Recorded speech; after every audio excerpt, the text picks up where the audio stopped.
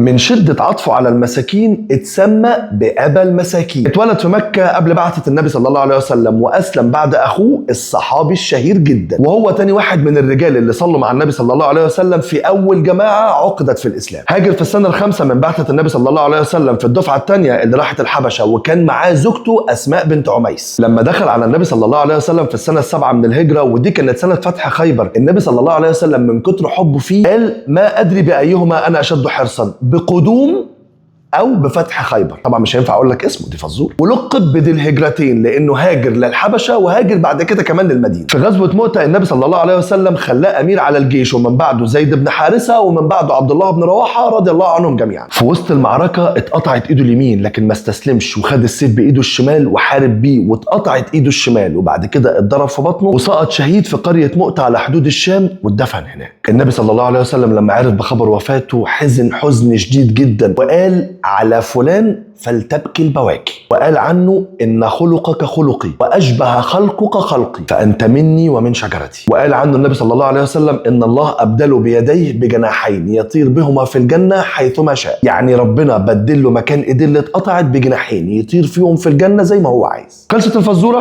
أنا عارف، المهم أنت تعرف هو مين.